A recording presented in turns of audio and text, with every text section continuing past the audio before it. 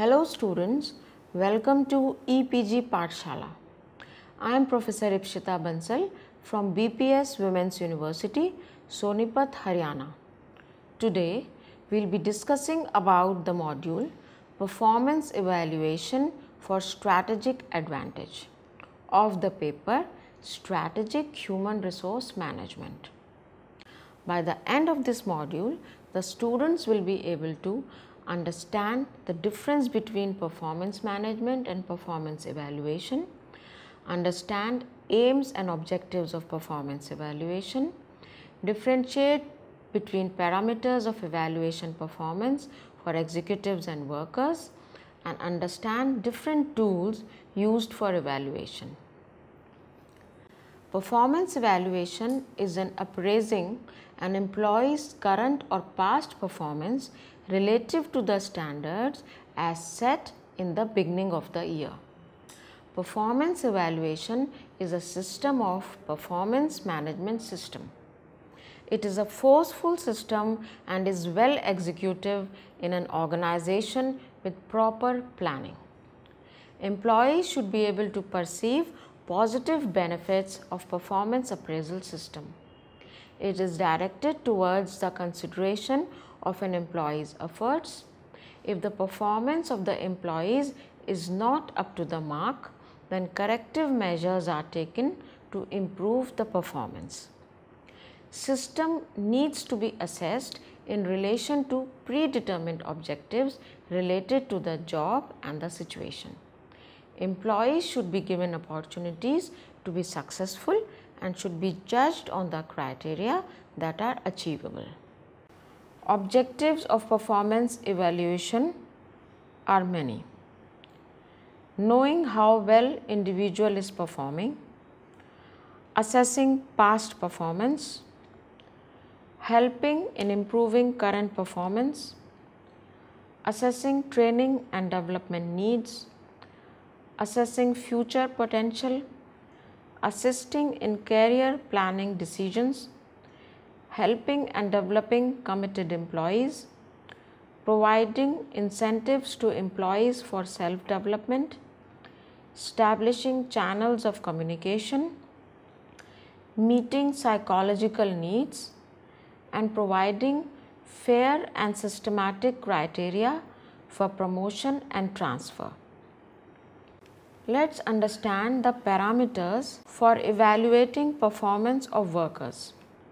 The parameters are job specification and job description of the worker, job knowledge, expected quantity of work, required quality of work, punctuality and attendance, reaction to criticism, that is how an employee takes criticism, dependability and sense of responsibility, attitude towards work and co-workers, initiative and drive, potential for future growth, integrity at workplace, ability to work as a team member, time management, manners and obedience, common sense and tidiness. Then there are some of the additional measures for evaluating the performance of managers. Planning and organizing and controlling capabilities, clarity of objectives, motivating and helping people to grow, cost consciousness, interpersonal skills, intelligence and ability for decision making, leadership qualities, initiative and original thinking, communication skills, integrity, maturity, delegation skills, public relations skills, and resourcefulness. All these factors together influence as what should finally be the parameters for evaluating the performance of individuals in any industry or a given company. There are different methods and criteria that are used to evaluate the performance of employees. These criteria are different for each level as junior, middle and senior. Moreover, it depends on a particular industry or company. Systems should be developed as per the need of the organization. Although the system of evaluating performance is common in almost all organizations, but a detailed study on the basis of objectivity is required here. Various factors that are considered before finalization of a concept are organizational culture, financial status, levels in the hierarchy, and operating system criteria for evaluating the productivity, manpower planning, future aspiration plans, job designing, specification and description. All these factors together influence as to what should finally be the parameters for evaluating the performance of individuals in any industry or a given company. There are different methods and criterion that are used to evaluate the performance of employees. These criterions are different for each level as junior, middle and senior. Moreover, it depends on a particular industry or company. Systems should be developed as per the needs of the organization. Although the system of evaluating performance is common in almost all the organization, but a detailed study on the basis of objectivity is required. Various factors that are considered before finalization of a concept or organizational culture, financial status, levels in the hierarchy, and operating system criteria for evaluating the productivity, manpower planning, future aspiration plans, job designing, specification and description. Apart from the given factors, the study of other organizations become important because there cannot be a ready-made solution for each and every company. One size fits all approach does not work in all the circumstances. Thus, it is designed and implemented as per the need of an organization. In earlier times, evaluation systems were not as planned and systematic, but in today's time, organizations measure performance both in terms of quality and quantity. Thus, over a period of time, a systematic measurement system is developing where employees' characteristics and contributions are considered before giving them final ratings. Management experts conduct studies to explore a system wherein emphasis can be laid on mutual goal setting and assessment. A system is developed where the process is seen by the appraiser and the appraisee both. The idea here is to understand and appreciate human relations, behavioral aspect, trust, responsibility and capability of human beings. There are a few questions that are needed to be answered before implementing an appraisal system. These questions need answers as to what to assess, who should assess, which technique should be used, and how to communicate the results. The ultimate objective remains here is optimal utilization of available human resources for achieving organizational objectives. The basic objective of the manager here is to motivate their employees for better performance while utilizing their full potential. It was also realized that SWOT analysis, which is the understanding of strengths, weaknesses, opportunities and threats, is necessary in order to establish performance standards.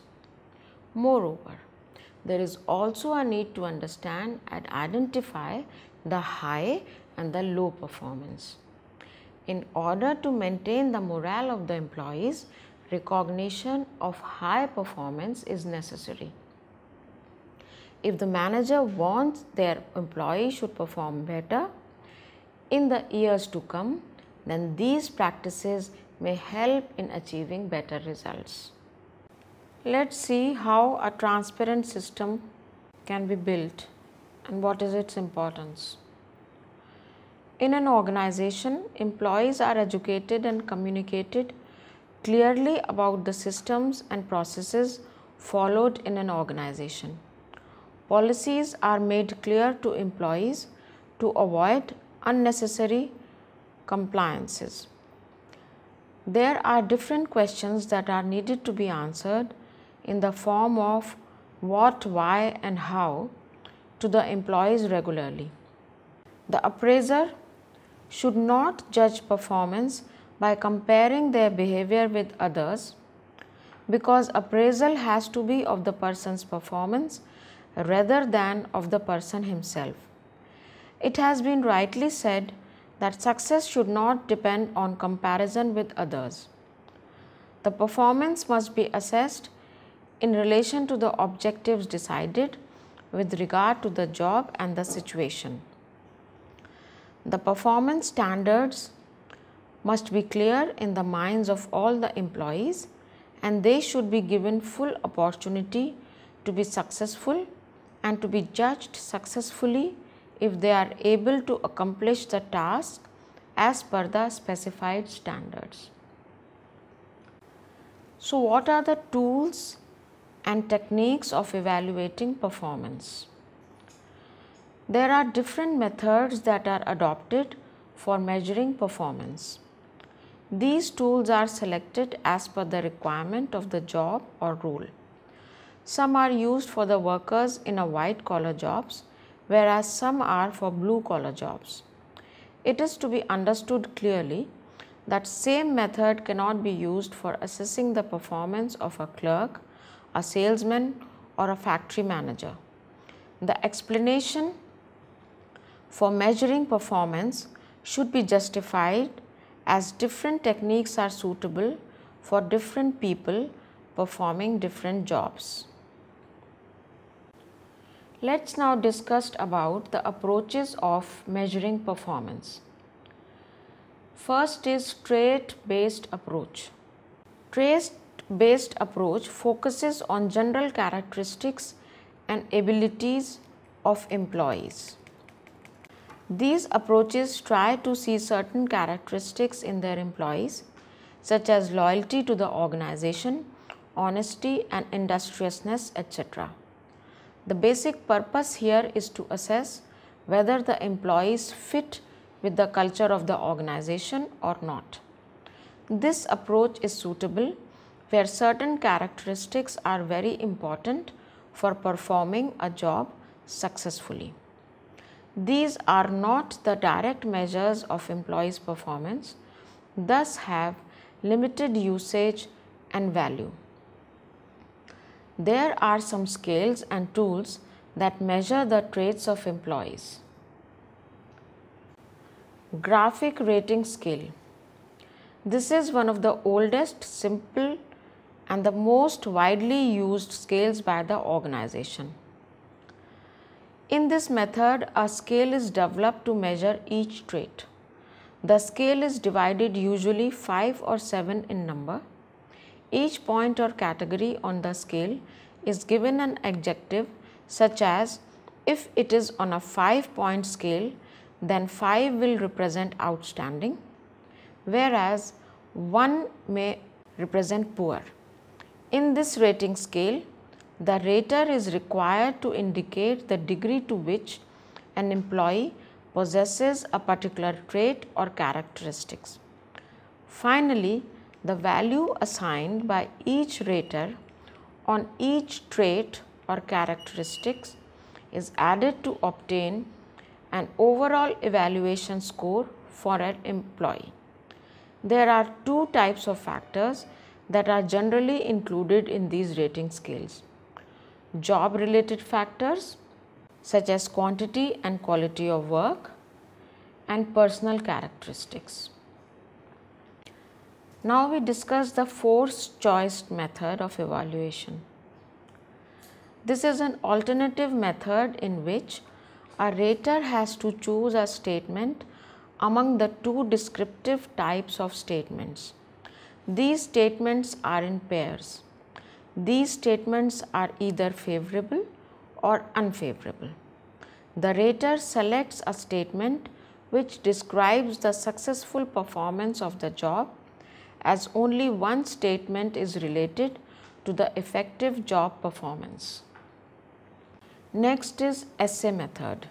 Here the rater is asked to write an essay or a brief narrative that describes the performance of the employee in an elaborative manner. In this method, sometimes a few questions are given that must be answered by the manager or the appraiser. The appraiser is also given guidelines and the purpose of the essay. The appraiser is also asked to describe the strengths and weaknesses of the employee as well. Appraisers or managers are asked to provide feedback to the employee and also requested to suggest improvement plans for the employee. Force distribution method. In this method, the rater is required to assign employees in a work group to a limited number of categories so as to approximate a normal frequency distribution.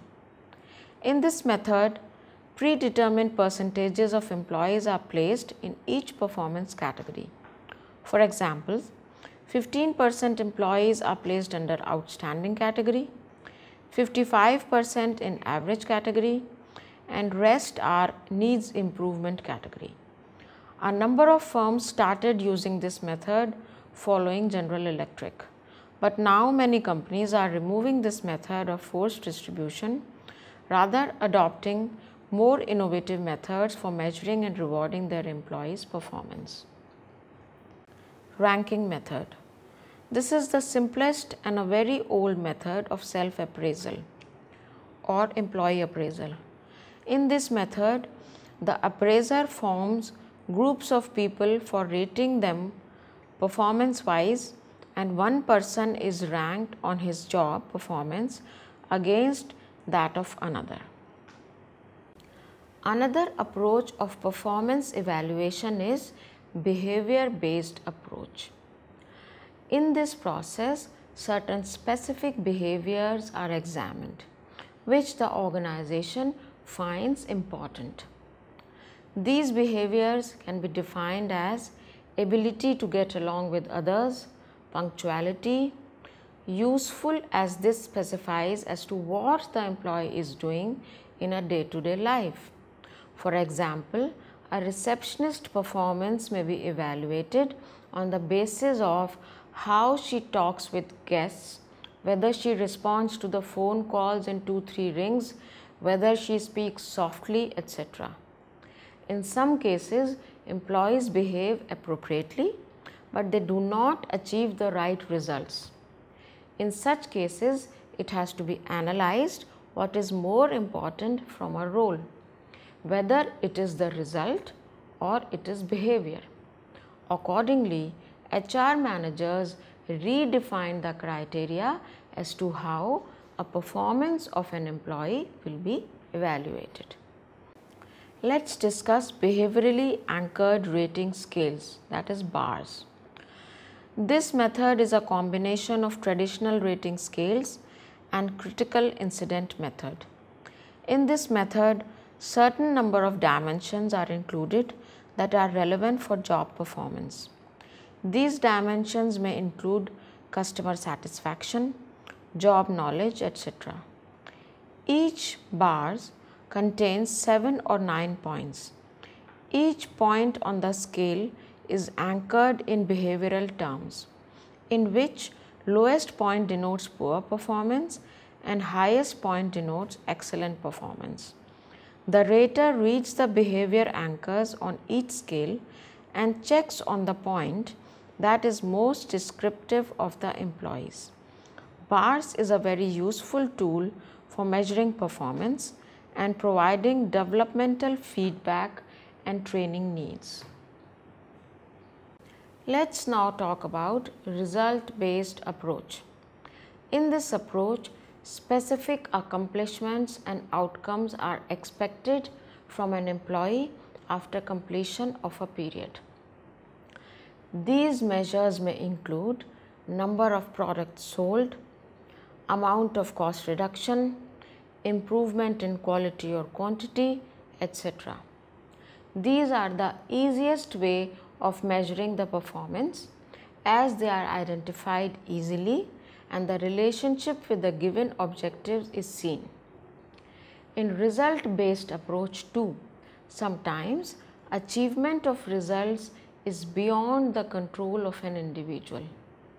There are some external pressures that are not under the control of an employee, such as alienating co-workers, increase in raw material cost, slowdown, and sudden decrease in demand. Moreover, in result-based approach, it becomes difficult to factor in some factors such as teamwork, initiative, openness to change, which are critical aspects of overall performance. Thus, it can be inferred that all the three aspects have some advantages as well as limitation. It is therefore suggested that utilization of combination of all these three aspects can give desired results. The weightage of all the three aspects may vary as per the requirements of the role, which should be in sync with the strategic objectives of the organization. There are a number of measures available for measuring or evaluating performance, such as sales executives are evaluated used on volume of sales achieved. Workers involved in production are evaluated for the number of units produced. Employees in human resource department may be appraised on the number of positions filled in a given time. These measures directly link the performance of an employee with the results that are significant for the organization. A number of firms such as PepsiCo, HP, Whirlpool, etc. use these measures for maximization of their profits, increasing shareholder value and business performance. Management by objectives. This is a very popular concept proposed by Peter Drucker in 1954. This is a participative approach of goal setting. In this approach, the individual employee sets the goals for his or her performance in consultation with their superiors.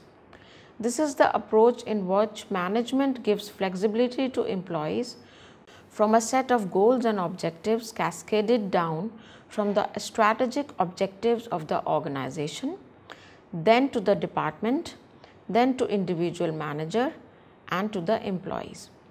There are certain conditions that are kept in mind before finalization of these goals. These goals should be challenging and realistic. In this approach, frequent reviews are conducted to assess the progress and to make modifications in the original objective if required. There should be a linkage between the objectives at each level. The objective-based performance measures are based on goal setting theory. According to Edwin and Locke, when an employee works towards a specific goal and is provided the feedback about the progress, his or her motivation is enhanced. These objectives may be set either for 6 months or for a year. The process of continuous feedback and review remains the same. Informal feedback is given on a regular basis, which helps in enhancing motivation to a higher extent than a formal feedback that happens annually.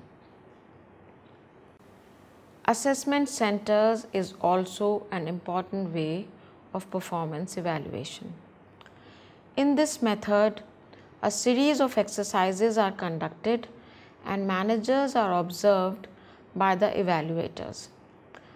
Assessors are requested to participate in exercises such as in-basket exercise, work group, computer simulation, role playing and other simulated activities, which require the same attribute for successful performance.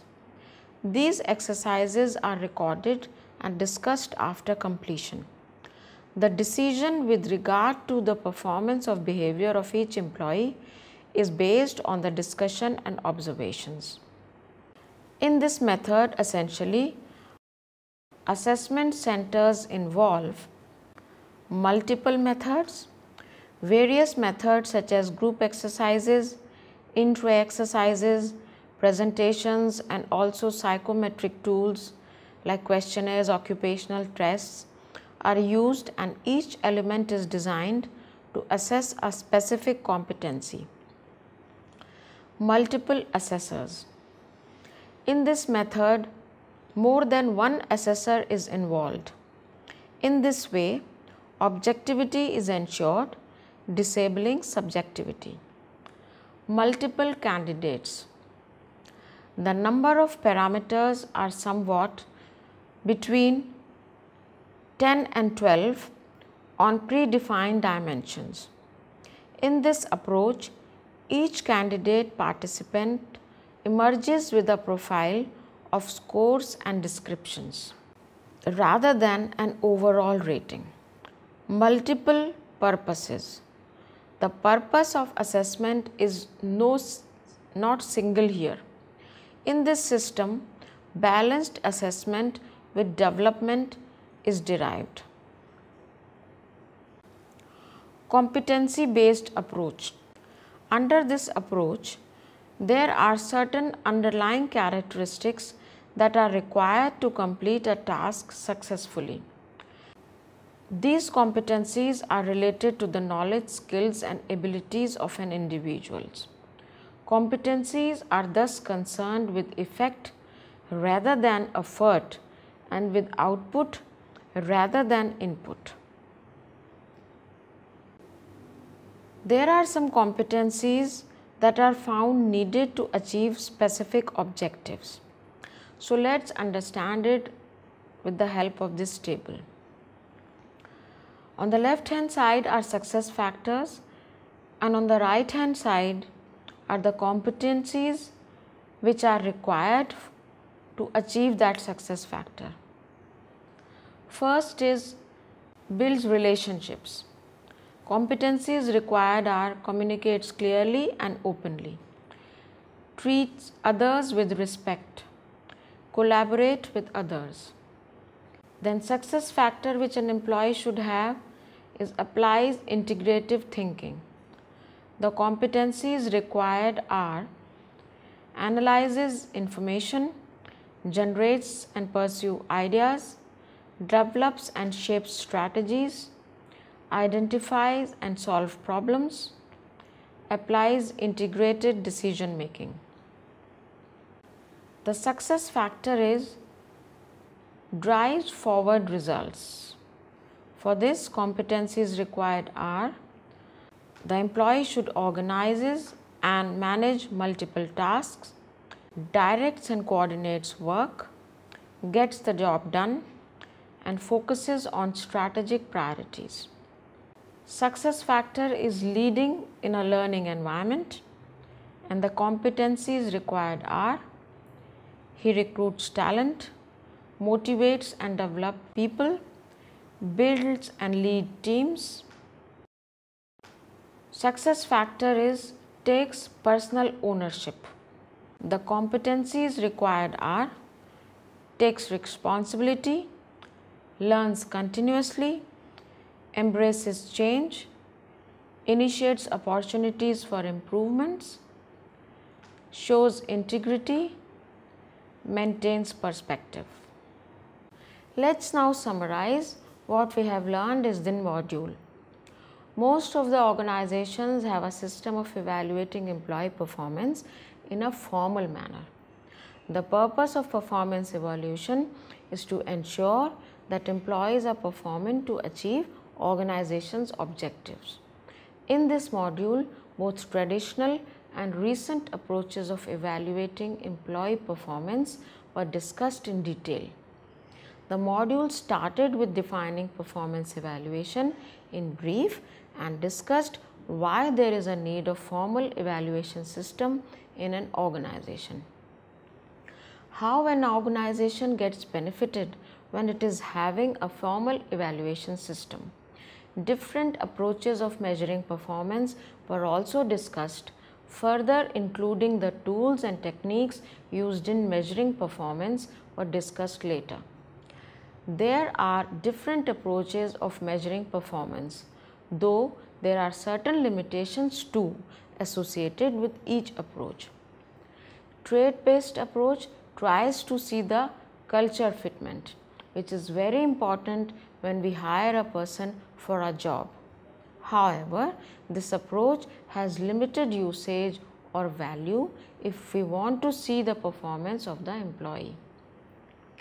Behavior-based approach is perfect for the roles and job where direct customer interaction and focus is involved.